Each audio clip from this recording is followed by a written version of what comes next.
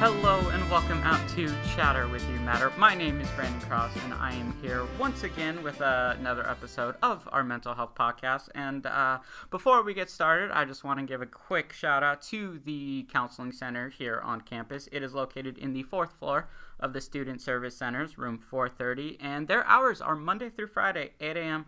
to 5 p.m. And they have same-day appointments where you call in at 8 a.m. They also have scheduled appointments and crisis hours every day. It is a resource that is free to students here on campus, so please utilize it. They are here for the students.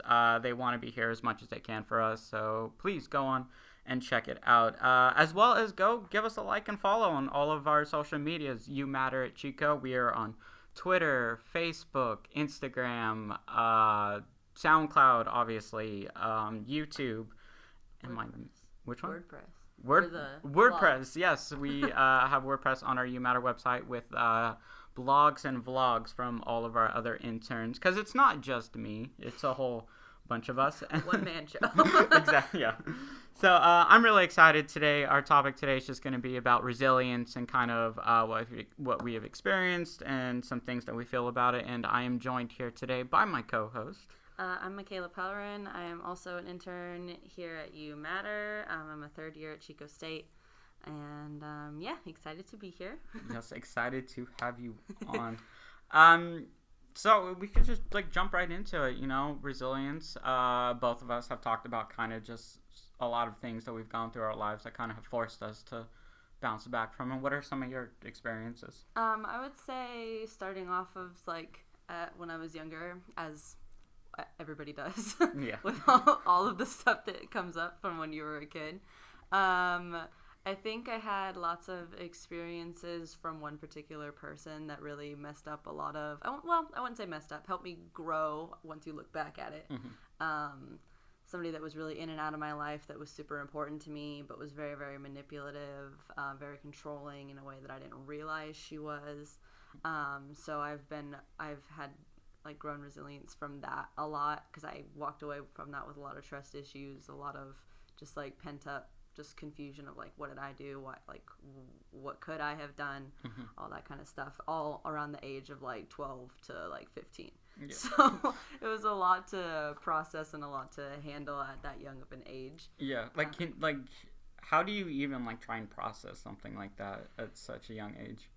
Personally, for me, I'm a huge advocate for therapy, mm-hmm. And that was a big help for me personally, going to therapy, being okay, this is what's going on, this is how it's affecting my life. It really drew a wedge between my dad and I, because I come from a split household. And so it drove a wedge between my dad and I, where I didn't want to be around him anymore because he just didn't like this person that I was so emotionally attached to. Mm-hmm. But yeah, I would say therapy, and then I wasn't really able to process it until the whole thing was completely over, because it was a 3-year ordeal where she was in and out of my life. So mm-hmm. even when there were those breaks before she would come back, I'd be no, it's okay, I just don't understand, she's an adult and stuff happens. But once I got older and realized that people are manipulative, people do use other people, it's not the world isn't all nice. Yeah. Unfortunately. And I think that can be one of the things when it comes to having resilience, is when you are in the situation, you're so unaware, right, of everything that's going on. And then I don't know for you, but I've had times where I've had outside voices that are just outside of the situation and telling me hey, this isn't good for you. You need to figure it out, or remove yourself from it. Mm-hmm. And then you're so instant to deny the entire thing. You're oh no, you just don't understand it. Sure. You don't get it the way that I do. And then it's when we step away from it finally, that we look back on it years later and we realize oh yeah, that was a really terrible thing to have to be in. Yeah. Yeah, that's how it was for this particular stuff too. I had my dad and my bonus mom, as I call her, they were this person is not good for you. You need to stay with us more often. She is ruining your life. Your mom's not being very smart. My mom's a person that really just wants to help everybody and everybody that she can, regardless of how much it injures her and myself. She really puts herself on the back burner, which then in turn puts me on the back burner. So they were very upset with me that I was letting it happen, even though what was I going to do? I was like 12 and 13. Yeah. Like, that's not my job. And, because we could be so impressionable right. as kids, you know? Right. And yeah, upset with her, and like, this person is really, really bad and it's causing so many problems. And I was like, exactly, like, you just don't understand. Like, we have this bond that nobody will understand. Like, she was, I was like 12. She was like in her mid-20s, like so much older than me. And like, looking back on it now, like, she knew exactly like the control that she had over me. It was a crazy, like, really weird, twisted situation once you look back at it. But when I was in it, I was like, this is love. Like, we're like sisters. It's great. Like, she like gets me, and it's cool. But like, I wasn't like, yeah, when you're in it, you have no idea. Yeah, you're so blind to it. Right. Yeah. And then when anybody questions it, you're like, you don't get it. Like, screw you. Like, yeah, especially when it just like starts off as like a normal friendship, and then like the bond develops over the years and everything, and you just become more just like blind to it because you just want to accept them because of like how much of like a bond that has been created already. Right. Yeah. So yeah, that particular instance was crazy. And then, just like I said, my mom being somebody who just tries to take in anybody and everybody that she can caused a lot of just I wouldn't say like trust issues also, like more trust issues, but just I had to grow up really, really fast. I know you and Alexa had talked about that too in your guys' situation when you were younger, or how you grew up. But like, yeah, I had to grow up really fast. Yeah. Because I had people in my household that were on drugs. I had people in my household that, like, couples that were abusive towards one another, like, in the household. I had, like, homeless kids coming in and out of the household. I had, like, all kinds of crazy stuff that, like, a kid shouldn't have to deal with. Yeah, no, that's, like, an insane household. Yeah. But just on one side, which was even, I feel, almost harder, like, because I had that on one side of my life, and then my other side of my life, I had a dad and a stepmom and two younger brothers where we had dinner together, like, every single night, and we were very cohesive and very chill and just like a regular family. And then, like, half the time I was that, and then the other half the time it was like, yeah, like, just completely opposite. Yeah, complete spectrum. Chaos. Like, you never really know what you're gonna walk into. And she never like, I know now, and she feels like we talk about it a lot, that she never ever meant for any of that to happen. It was just her nature. Like, she just didn't know any other way to like live her life. And more that age, you know, it's like you don't know how to like approach your parents and to like talk about those things, like, hey, this isn't the best for me. Like, what do you say when you're 12 to your mom? Right. Yeah, I did have those conversations with her. We had an interesting dynamic where, like, there was a lot of mutual respect, and like I remember telling her, I remember, like, very vividly, one time she was on the phone and I was trying to ask her a question, and she told me to shut up. And I was, like, 13, and I was, like, when she got off the phone, I said, I don't appreciate that you told me to shut up. I said, just because I'm a child doesn't mean that you don't have, like, you can't show respect. Like, for me, I said, this is, like, a mutual sort of thing, because if you are rude to me, and then, like, I'm going to be rude to you back, and it's going to be a vicious cycle. And she's never spoken to me like that since. So it's like a really weird dynamic where most parents would be like, what are you talking about? Like, you're my child, you will listen, you know? Yeah. But I was kind of like, we need to figure something out because this isn't working for me. And she was like, okay, makes sense. Yeah. And I think that comes a lot with, like, becoming resilient is when you are in these situations, and then it gets to a point where eventually you have to set some boundaries with it. And I think when you are resilient, then, like, you have an understanding of what that lifestyle was like before, you know, you develop these, like, habits or tricks to try and cope with it. So when you're looking back at it, and then when you create, like, these boundaries, you know, it can be some of, like, the more difficult things to do. Yeah, boundaries, that was a really big issue, like, hard thing for me to do, but I've gotten better at it and sticking to my guns and holding my ground and stuff like that on just the simple things also. Yeah, and I think, like, the best reason to, like, try and explain setting boundaries is kind of just, like, not wanting to go back to that type of environment, to that type of mentality that you were around. Right, yeah. I think for me, for how I've gotten to set boundaries is that I went through most of my life where I did things or agreed to help my mom out with certain stuff because, like, I felt bad. I didn't want to disappoint anybody. Mm-hmm. I'm a big people pleaser. And so those were, like, that attitude and that kind of way of living where I was like, okay, well, like, it's going to really mess me up, but I can do this for this person, or I can do this for her, or, you know what I mean?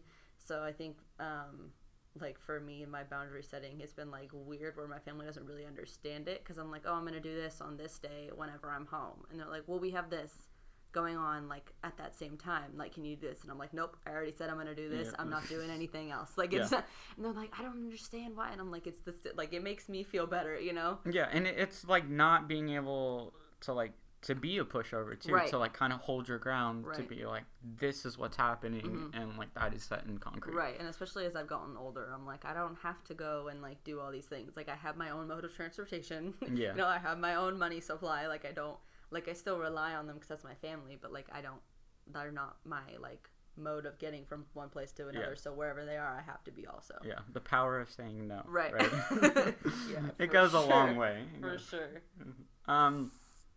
So we talked about just, like, kind of, like, the experience of, you know, kind of a little bit your household and how that kind of has developed your experience. And I want to talk about a little bit of my story of resilience. I'd love to hear it.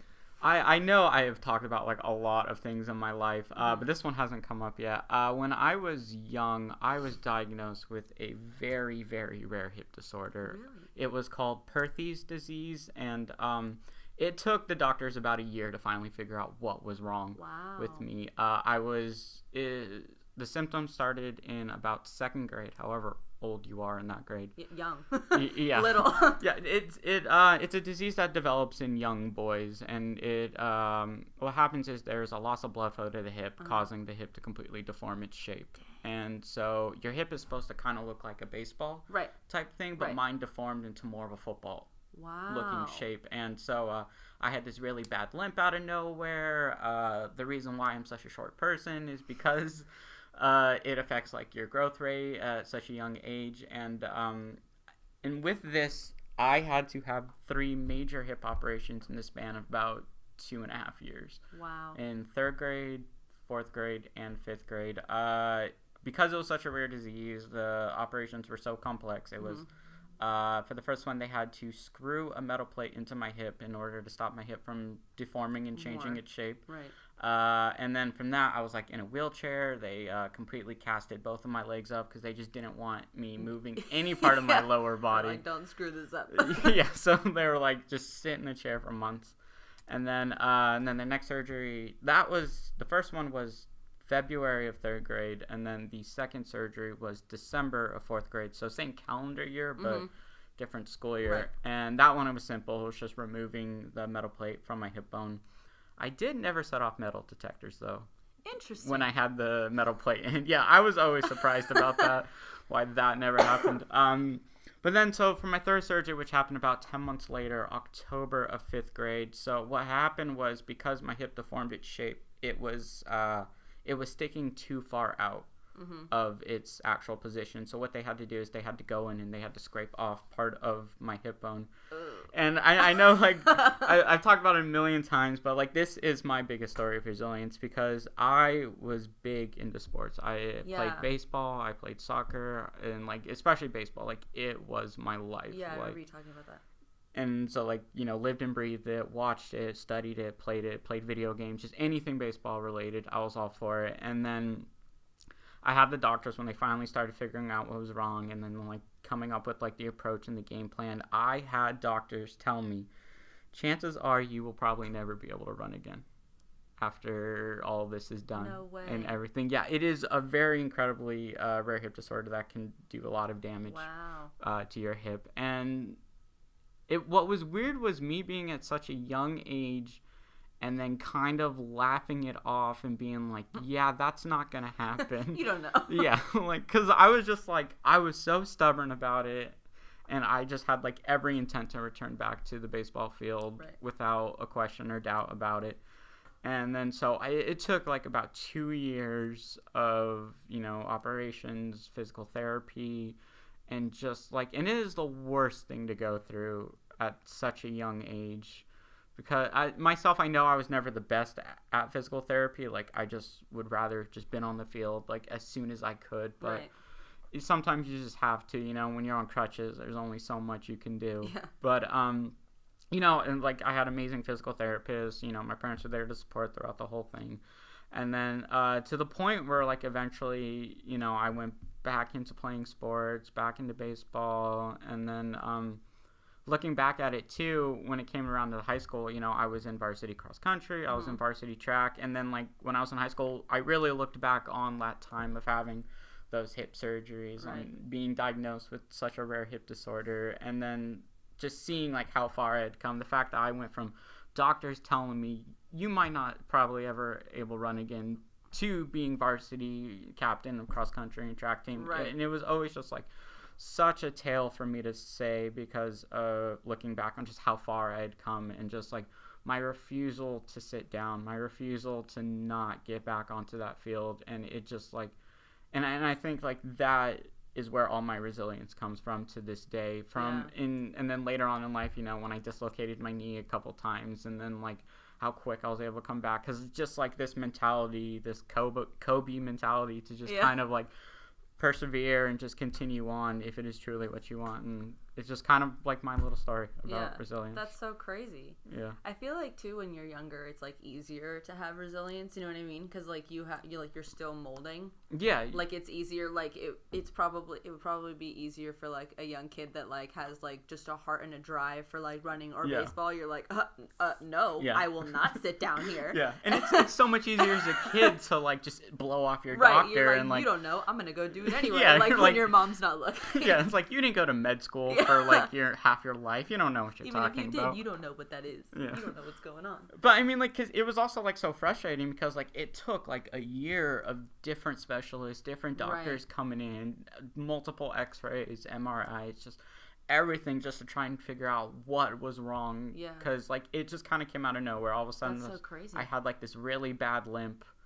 And it just like, and to this day, like my right leg is still like a full inch shorter than my left leg. Really? Yeah, just because like of like the disease and how just like it affects your growth. And it's just like, it's just crazy, to look back and think about it, and to know like that is what I went through, all of that. And like, it's hard to imagine anything else coming up to that, because like pulled muscle is like whatever, dislocated knee was like, just like, all right, I'll be back on Tuesday. So I got it. Whereas those people were like, oh my god, I gotta sit out forever. Yeah, like, that's so crazy. I just refused. Yeah, it's always really interesting to like look back on like that kind of stuff, like even like not traumatic stuff, just like other stuff that like you did and you're like, that's interesting. Yeah, like just like the fact that you went through that, you're like, oh wow. Yeah. So I know I went on a little tangent there about talking about like my injury, but like it was a very significant time. No, yeah, for sure. In my life. So, we talked about your ordeal, about the household you grew up. I know on previous episodes, Alexa and I talked about, our family issues, and how that has also played like a level of resilience, and how, it shapes who you are eventually. 100%. Yeah. Yeah, 100% shapes. Yeah. I've noticed it a lot in my relationship too. Because, I mean, like, it's been 5 years, but there is still a lot of things that, like, we struggle with, and I think that a lot of it does stem from the trust issues that I got, like, from that time period, even though it's, like, that was a girl that I viewed as, like, a best friend / sister, and then this is my boyfriend that I've been with for 5 years. Like, they're two totally different things. And so it's so, like, I think it's so interesting and, like, weird that, like, it just, it, like, correlates to everything, like, in your life. Like, trust issues that, like, if you develop trust issues for one situation, it's, like, that. Oh, yeah, it stems out. Stems to everything. It's not just, like, oh, well, this sort of thing. It's kind of like how what that happened, that I got the trust issue from. So, like, I could, like, maybe I'll have trust issues for that, but, like, not all this other stuff. Like, it just seems like thinking about it, obviously that's not how it would work, but like it seems like that might be how it would work, Yeah. Like, oh well, he's not in and out of my life every 2.5 months. Yeah. But there's still trust issues, but that's totally on me. Yeah. Like, it's just interesting to like see how like that like any stuff from when you were younger, Yeah. or like any time throughout your life, I guess. Yeah. So now that, like, you know, you're older, you're a young adult, and like you have more of an understanding of like these types of situations, like how do you approach that when it comes to like, you know, understanding that like, you know, the relationship with your boyfriend's a lot different with like the trust issue and everything? Like, how do you approach those types of things? I think I just take, like I said, I'm a big like advocate for therapy, which unfortunately I haven't been able to get back into since I've been here, as much as I want to. College students, right? Yeah, it's expensive. It takes time out of your day. But my needs aren't dire enough that I feel like it's good enough or deserving enough, I guess, to like take up a spot in the counseling center here. Like, not that my problems don't matter, but like I know there are other people that have like much more dire things going on. Yeah, you know, and, like and I that's don't like want the to take biggest up reason a why spot. I'm so hesitant, because it's like, you know, I don't want to take up a space when like someone else there are definitely other people that have a lot like heavier stuff going on than I do. But like my arguments with my roommate is not going to be anywhere on the level of like maybe someone else. Right. Yeah. Exactly. So. But yeah, always a big advocate for therapy. That helped a lot, like in high school, because for like my relationship in particular, like we started dating in high school, and so like I did therapy all throughout high school, and so that my therapist helped me a lot to like draw that distinction between the two and how to figure that out. Because I have, like I said, trust issues, and so we spent a year apart. Because he's a year ahead of me. He goes here as well. Yeah. So when you were a senior, he was... Yeah, he was a freshman here. And so that brought up a lot of trust issue problems. The distance. Right. Because I was just like, well, who knows, you know? Like, who's to say that you didn't turn into a scumbag when you got here, you know? And it was like always really weird, because when I would talk to people, it's like, you don't trust him? It's like, it's not that I don't trust him, but like, I don't.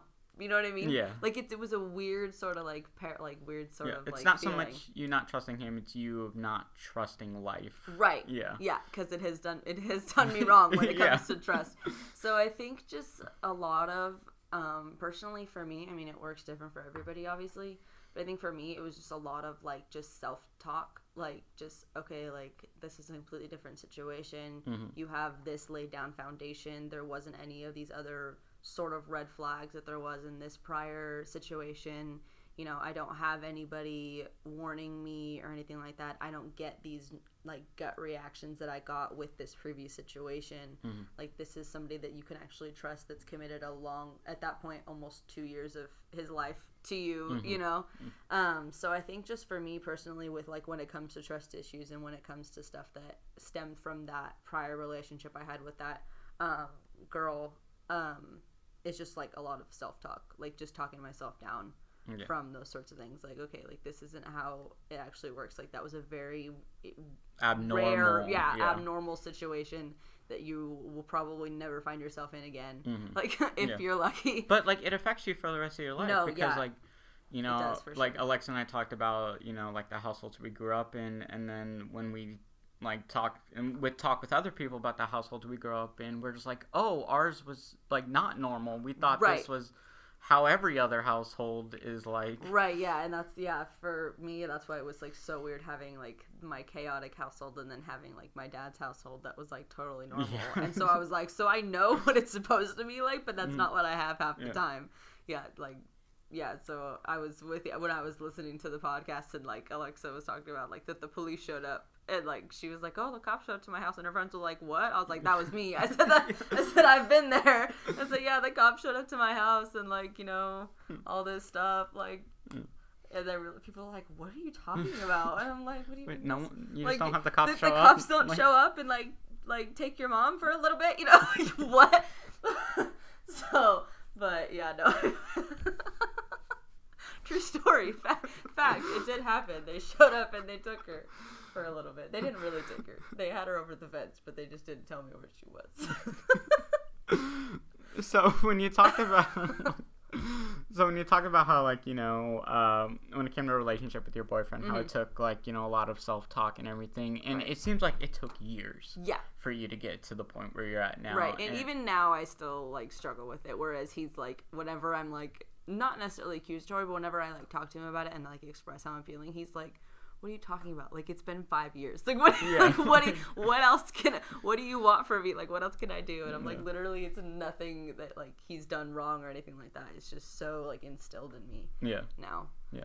But, like, and I think, you know, you can say that you've come a long way since then. But, like, when it comes to, like, these things and, like, understanding the situations you're in and trying to, you know, be resilient to better the situations you're in now, like, it's a process. Yeah. It's gonna take some time. It's not an overnight fix. No. Yeah, it definitely takes a lot of time and a lot of self-awareness, too. I think a lot of people think, like, oh, well, I went through that and I'll grow from it. But, like, they don't take the time to, like, think about the situation and how it's gonna, like, help them be a stronger person or anything like that. I mean, you don't have to sit and ponder about it and, like, write a memoir forever. But you shouldn't just brush it off and it act shouldn't like... just be like, oh, that happened, like, I'll move on now. Like, you should take time to, like, think about it and, like, look back on it and be like, okay, this is why this happened. Yeah, and understand it. Yeah, this is the connecting factors of, like, this is why the situation played out the way it did and whatever, and this is how I can avoid being put in this situation again and all that crazy stuff. Because I think that's, like, the biggest thing when it comes to resilience is, like, the experience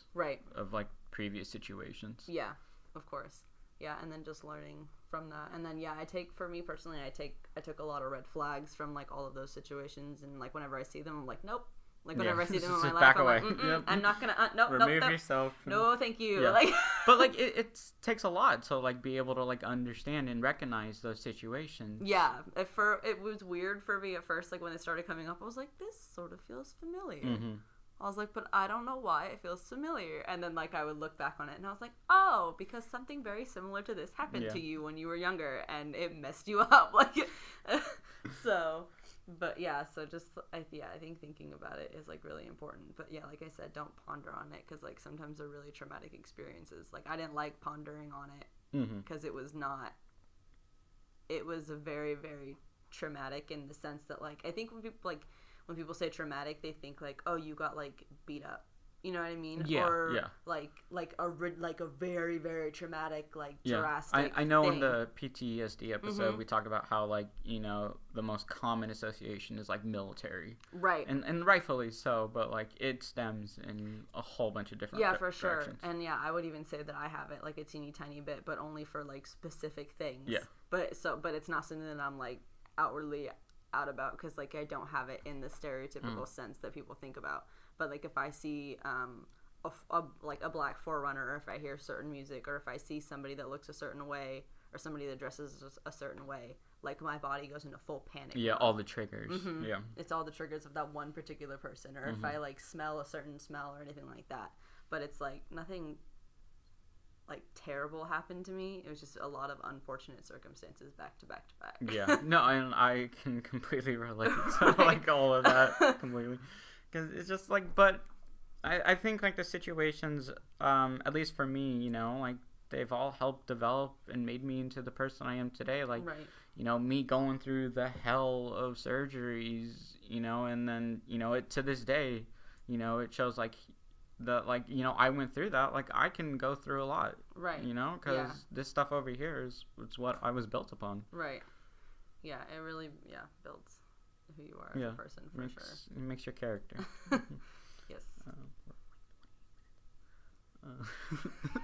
So, you were coming, like, towards the end of it. I know we had, like, other, like, topics we wanted to hit on, but, you know, due to time constraints, you know, but, you know, this is what kind of happens when it comes to, like, these things, you know, conversations go all over the place. I felt like it was, like, 5 minutes. Yeah.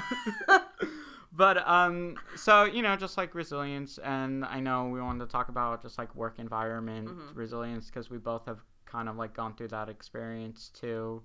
If you want to just briefly, like, go on it. Yeah, I just had a very recent experience with an employment opportunity, or I guess that I took, and it was good it was good in the beginning, and there were a bunch of my other coworkers around me. We were all super hyped to be there and very excited for all the opportunities that we were told we were going to be given, and it faded very, very quickly. And I thought that I was the only one. And I was like, I can't do this. I really don't like being here. It's not my thing. It doesn't make me feel good as a person, what it is that I'm being asked to do.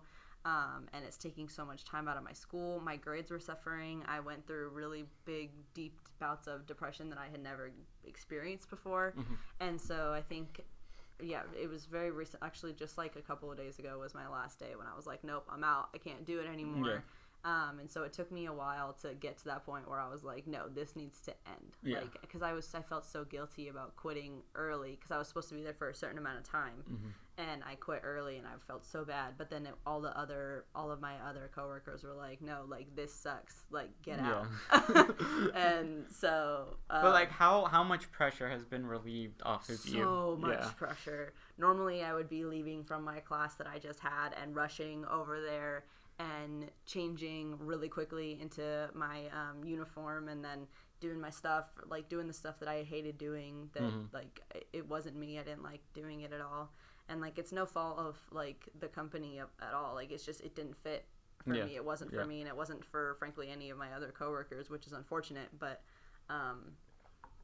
so I think as when we were talking about like boundaries and stuff, that was like a big boundary that I kind of set for myself. I was like, okay, if you're feeling this bad about something, don't keep yourself in it just because like you feel guilty because you said that you were going to be here for this amount of time. You know what I mean? Yeah, if it's doing more harm to you, right, then like you should remove yourself from it. Right. Yeah, and I had mentors that were like, if it's affecting your school and your mental health, and I said, oh, all of the above are taking a big downfall. They were like, okay, then get out. Like, so that was like, yeah, for me a recent like sort of boundary, like resilient sort of thing. Like now I know. Because it was really hard for me to now make you that know decision. Like what to expect and what to do at your next job, right, and you know how to approach it. Right, just growing experiences. Yeah, and that's as life is. Yeah, and that's all resilience is. It's right, just growing from the experiences that you come on. It's acknowledging your past situations, understanding why and what the situation was, and being able to fully recognize it if you ever come about it again. Yeah, and build off of that for your present experience. And I think a lot of it has to be trusting yourself. Yeah. To know when you are in those situations, and to be able to put yourself forward and say, hey, this isn't the best. Right. Yeah. Yeah. So and sometimes that's the hardest thing to do. It's nowhere easy at all, but you know, I think it'll say a lot about yourself, and it'll make yourself like pretty proud if you like you look back on it and see like, hey, I did that. Right. Yeah.